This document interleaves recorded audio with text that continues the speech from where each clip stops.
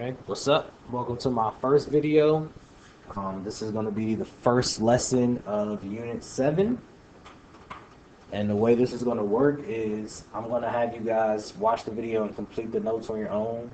And once the notes are completely finished, you will bring them to me, I'll check them, and then I'll give you your homework so you can start on it. Okay? So Unit 7, we're going to be talking about right triangles.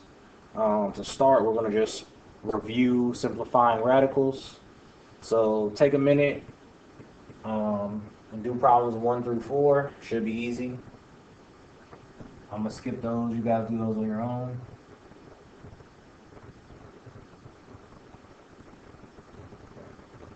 Okay. Now, if we look at the next two, if we wanted to take the square root of these numbers, since they're not perfect squares, we would have to factor them out. So what I like to say is you need to find a perfect square factor. So a factor of the number that's given, that's also a perfect square. Okay? Now,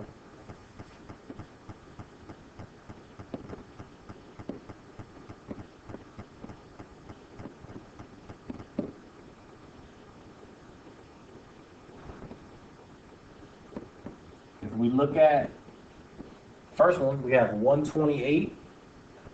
Just run through the perfect squares in your head, 4, 9, 16, and see which one is the biggest one that will leave the number inside the radical prime.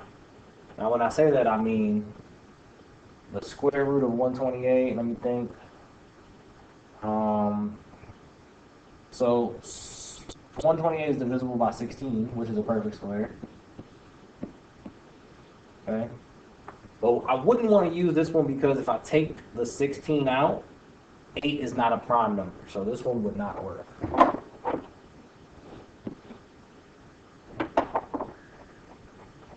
Now, divisible by 16 might also be divisible by 64. Yep, it is. 64 times 2. Okay. Now we have our perfect square and we have our prime number. So what we're going to do is we're going to pull out the square root of the perfect square. Okay. So the square root of 64 is 8, so that's going to come out. And then you're going to have 8 root 2, and the 2 is prime, so that's how we know we got the right pair. Okay. The square root of 192, the perfect square factor is also going to happen to be 64. But this time we have 3 left in the radical, which is a prime number. So we're going to do the same thing. Pull out the square root of 64, which is 8, and we should be left with 8 root 3. Okay. Now, take a second to do the next 4, number 5 through 8. I'm going to give you the answer to the first one just so you can make sure you're on the right track. So the answer to number 5 should be 2.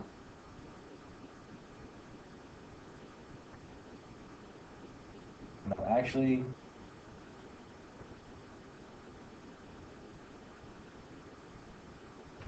it should be, hold on one second. So actually, number 5 is going to be a little different because the number inside the radical is not going to be a prime number, actually. So I'm going to show you the quick way to do this by using a factor tree. Okay. So for a factor tree, you want to factor the number into pairs of numbers. So for 56, we have 2 and 28.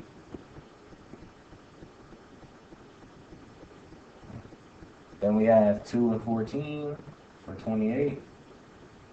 And for 14, we have 2 and 7. Okay. Now, what you're going to want to do is write them all under the radical. So we got 2 times 2 times 2 times 7. Okay.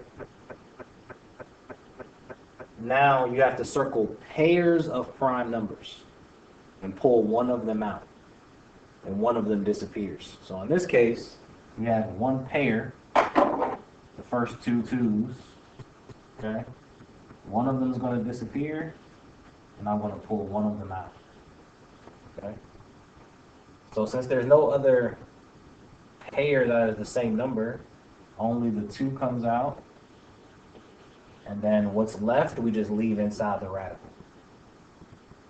So it'll be 14. So it has to be a pair of the same number because that's the only way you could take the square root of it. Right? We can't take the square root of 14, which is why it still stays under the radical. Okay?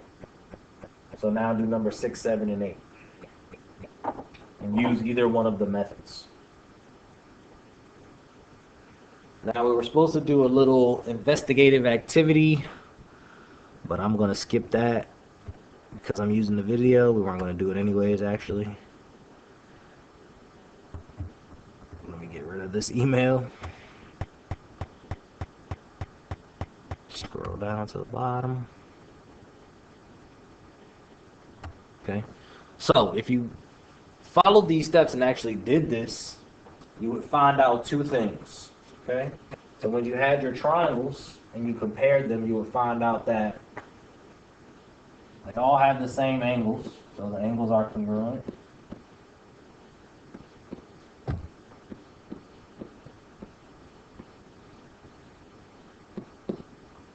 And the second thing you will find out is that the sides are proportional.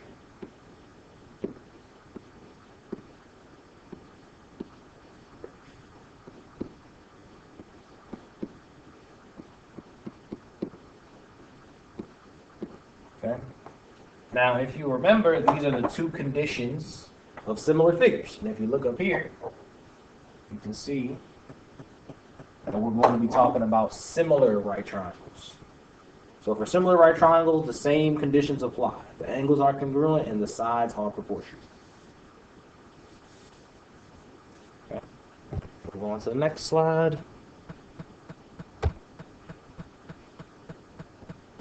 Okay, now we have a theorem here. Sorry. And the theorem just says the altitude to the hypotenuse of a right triangle divides the triangle into 2 triangles that are similar to the original triangle and to each other. Okay? So that's just a fancy way of saying if you have one triangle and you divide it using an altitude up here, that all the resulting triangles will be similar. So we're going to have a small triangle, a medium triangle, and a large triangle always. Okay? So we're saying that these are similar.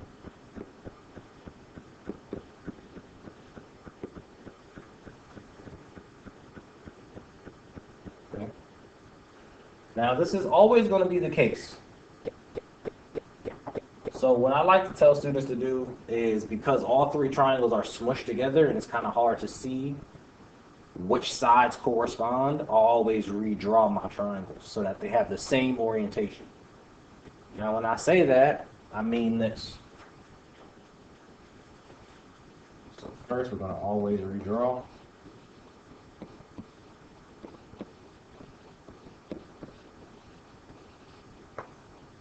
Put a little exclamation point on there.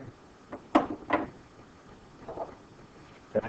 Now I always like to start with the right angle and put it on the right. That's the orientation I choose. You can use whatever orientation you want. So I'm going to start with the small triangle. And then the right angle would be here.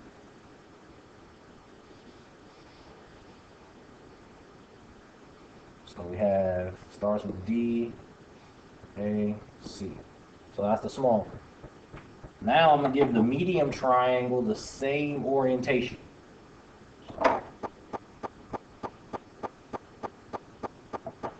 Now I'm going to go with the green for medium. And the right angle is here. So now they actually have done 2 things. They've flipped it and they've rotated it. So if we were to draw the triangle with the same orientation as the blue, it would actually be D at the right angle still. But then the short side of the triangle, if you notice, is C, which is a different orientation than the first one. And at the top, we have B.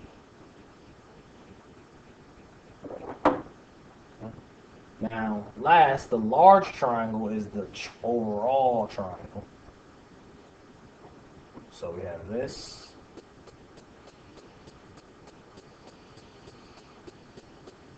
And this is the right angle. Okay? So if we do it with the same orientation, we start with C this time at the right angle.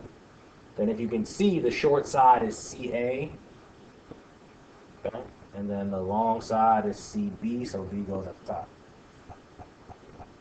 Now the reason I set it up this way is because for every 3 right triangles that are combined, okay, we're going to be looking at the hypotenuse, the long leg, and the short leg.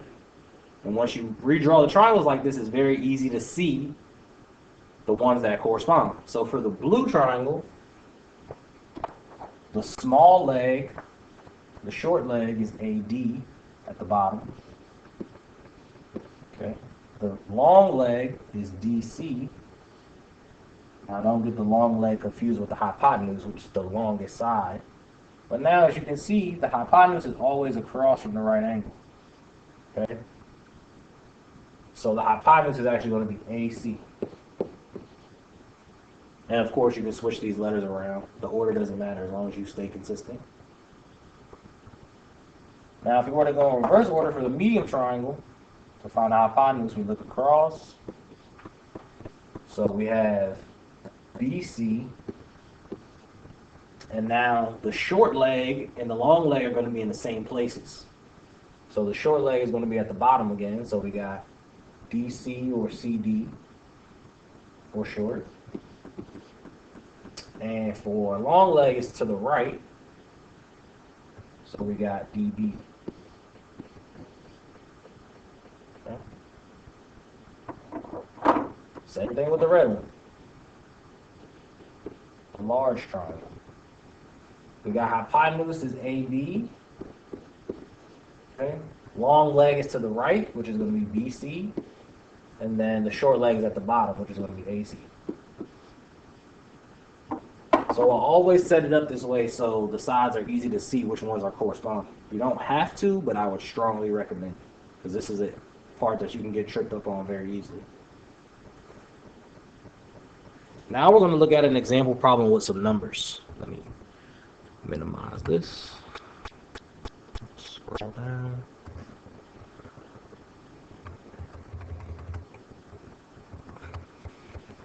Okay, so now we have actual numbers and a variable. But if you separate the triangles out, it's going to equate to the same thing.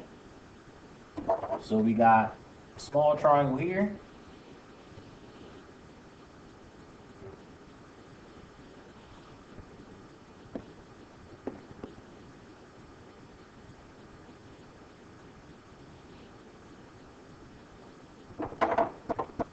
Next, we got the medium.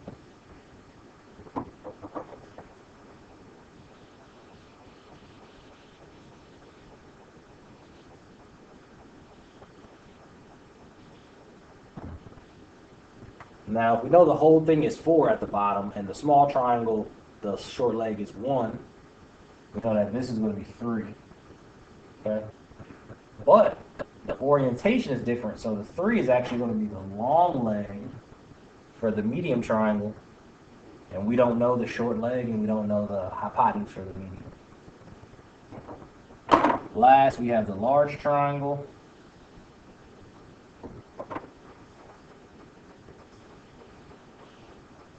Okay.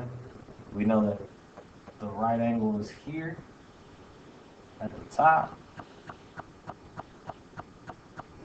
So across from that is the hypotenuse. So we know the hypotenuse is 4. Okay. If you look, we know the short leg is X, and we don't know the medium leg. I mean the long leg. Okay. So now we can go back and fill in our chart. So we have small triangle, hypotenuse is X, and the short leg is 1, and we don't know anything for the long leg. Okay. For the medium triangle, all we know is the long leg, which is 3. Don't know hypotenuse, don't know short leg. And for the large triangle, we know hypotenuse is 4. We don't know the long leg. And we know that the short leg is x.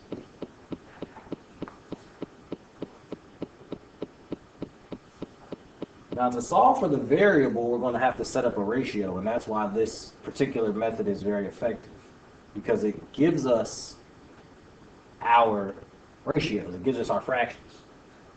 So what you always need to do is you need to use the columns and the rows with the variable. So we're going to use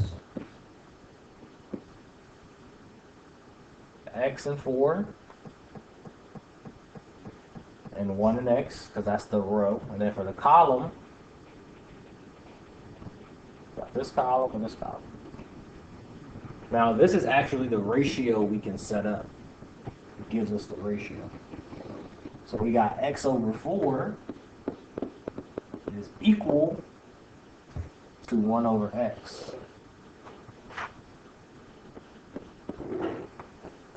Okay. Now you can cross multiply to solve, or if you remember, we can do the geometric mean, which is the same thing. So we're going to multiply the two numbers together and take the square root. Okay. So I'm going to show you cross multiplying first. If we have x times x, we would have x squared. And then if we have 1 times 4, that's just 4. Okay. So x is then equal to 2.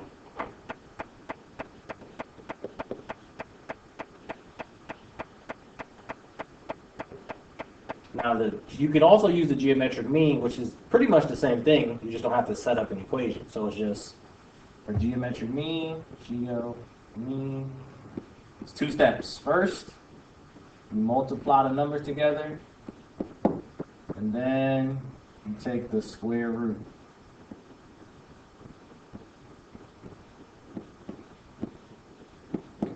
Which ends up being exactly the same thing. So you would do 1 times 4, that'd be 4, square root is 2.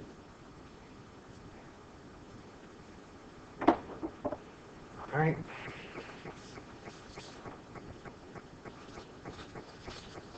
Let's look at the next example.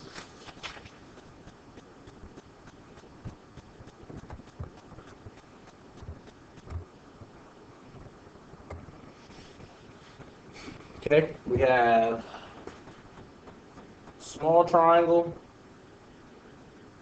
I'm not going to separate it out for you because I already showed you how to do that. So for small triangle, I will show you where the right angle is. So we know that the hypotenuse is x, the long leg is y, and the short leg is 4. For the medium triangle, we know that the short leg is y, the long leg is 12, and we don't know anything about the hypotenuse. And then for the large triangle, we know that the short leg is x, down at the bottom, and then across this whole side, you have to add them together. So you know the hypotenuse is 16, and we don't know anything about the long leg. So we're pretty much going to do the same thing. So once it's in our table, we can always just set up our ratios. So the easy one to see for y, we got y and 12, 4 and y. So it'd be y over 12 equals 4 over y. Cross multiply or do the geometric mean, you should get y squared equals 48. So y is the square root of 48. And you would leave it like that.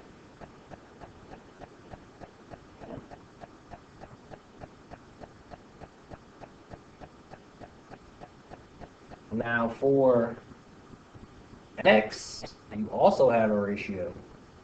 You have x over 16 is equal to 4 over x now.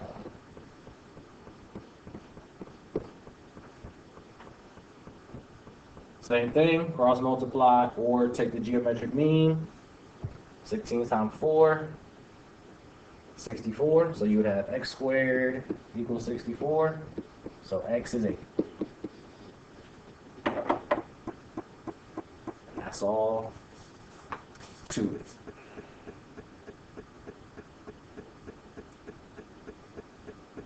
Okay. Now we need to practice writing similarity and proportionality statements. Okay. So here is definitely where redrawing the triangles comes in handy. So for the small triangle, again, I'm always going to put the angle on the right side because that's just the orientation makes sense to me. Right angle on the right side. So for small triangle, we got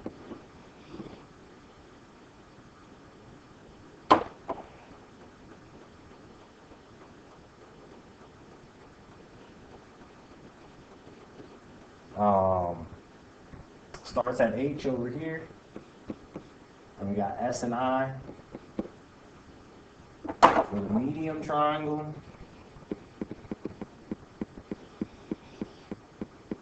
Also starts at H, but the short leg is HI, so that's down here, and then F at the top. And then for the large triangle,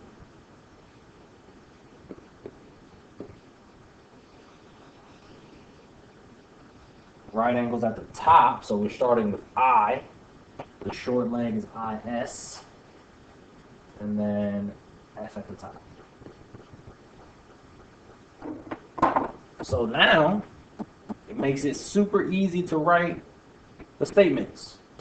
Okay? You just go in the same order because they're already corresponding. They're already corresponding, but now they're actually with the same orientation. It's easy to see. So we got triangle. I'm going to go short leg, long leg, hypotenuse. So that would be S to H to I. Is similar to I, triangle IHF. Is similar to triangle SIF. Now you can do it in any order, you just need to make sure you use the same consistency. You could have, for blue, you could have HSI, for green, that would be HIF, and then for red, that would be ISF. Just going the other way. Okay? Doesn't matter which order you do it in, you just need to keep it consistent. Okay? So that's the similarity statement. Now for the proportionality statement, you use 2 letters at a time.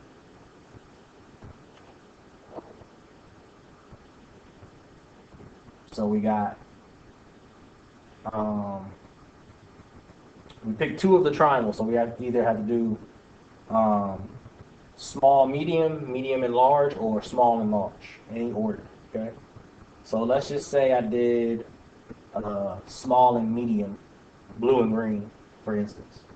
That would be S over H is equal to H over I is one more side. And then the last side is SI or IS. Okay.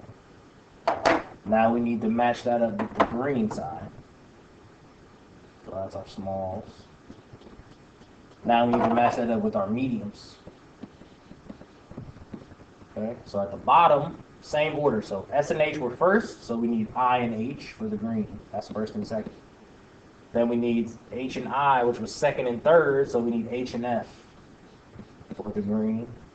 And then we got I and S, so third and first, so we have F and I. Oops, sorry. Oh, yeah, that's right. F and I. Okay. So that's just small and medium. So on your paper, I want you to do it 2 more times. It should be 3 total. So I want to see small and large. You can put large on top, it doesn't matter.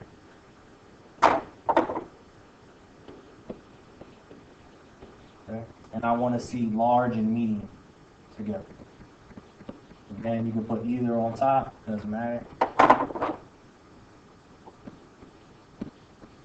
So I want to see that on your paper when you get it checked.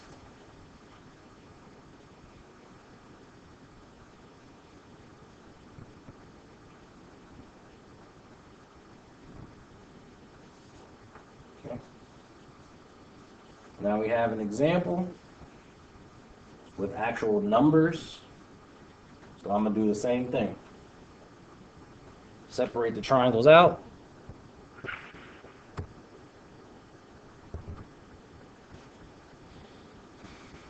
So for the small one,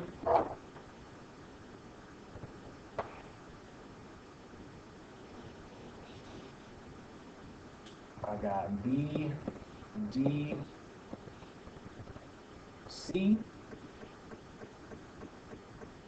Okay, and we know that BC is 6. And we're trying to find H. Okay. For the medium,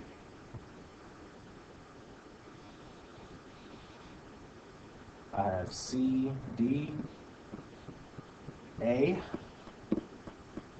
Okay. We know that the hypotenuse CA is 10.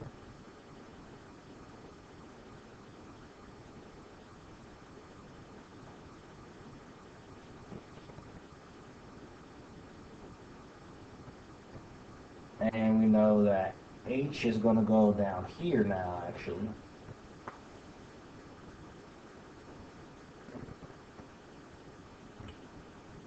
Now, we could do the large also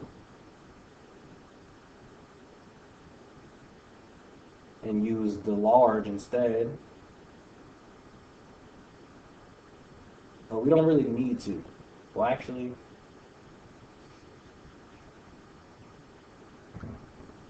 yeah, we actually do need to. So let's look at the large.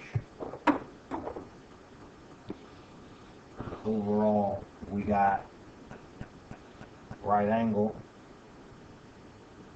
Okay. This is 11.6. Okay. The short is 6. The long is 10. Long leg is 10.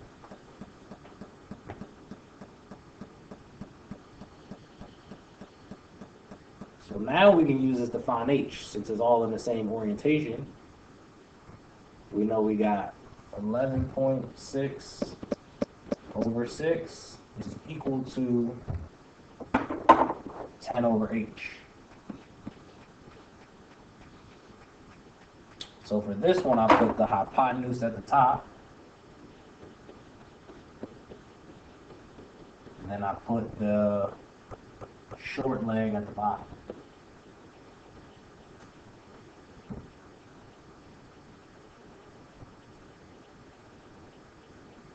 We couldn't use the small triangle, the blue triangle, because we don't know the short leg, so we don't have anything to match it up with. Okay?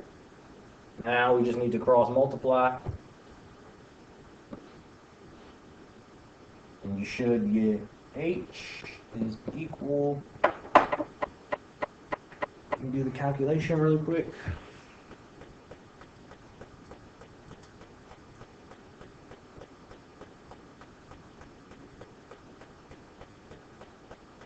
You should get H is equal to 5 point, let's round to 5.2.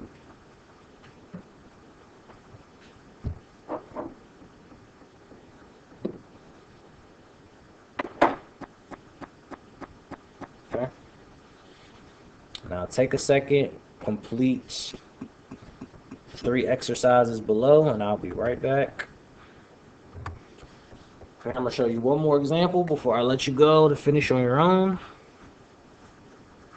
Now this example is a little different because it has more than one variable that we need to find at a time.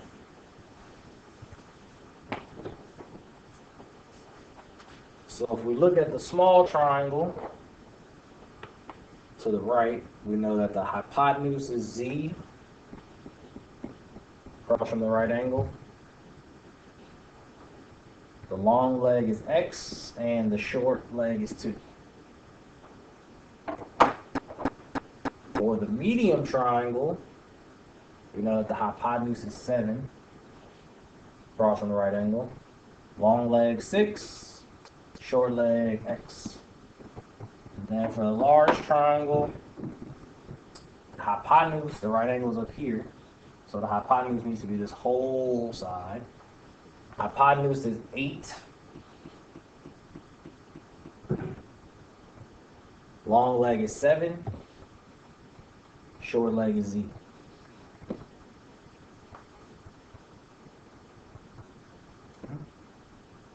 Now we can set up our ratios, our proportions. Okay. So if we look at X first, we have these two. So we got X over 6 is equal to 2 over X. You will get X equals the square root of 12. We gotta simplify that radical now, so that is the same as 2 root 3.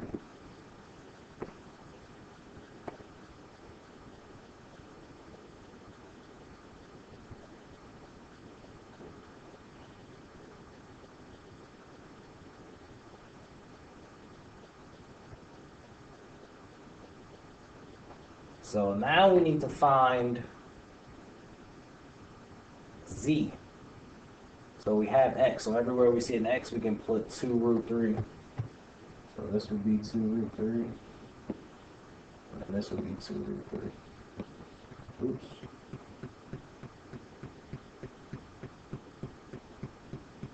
Two root 3 for X.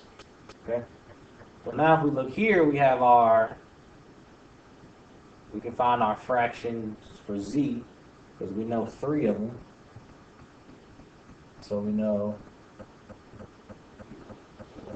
that. So we got Z over 7. And we got, now instead of X, we got 2 root 3 over 6.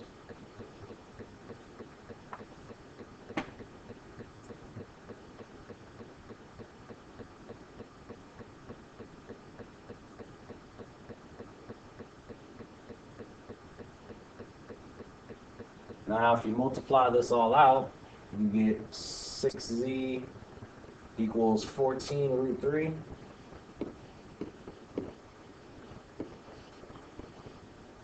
And then you just got to divide by 6. So we know that Z is equal to 14 root 3 over 6 as our final answer for Z.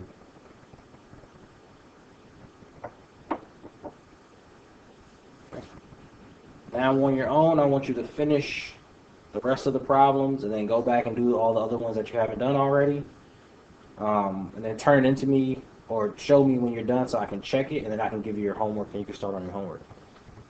All right, I hope you enjoyed this structure a little better. Till next time.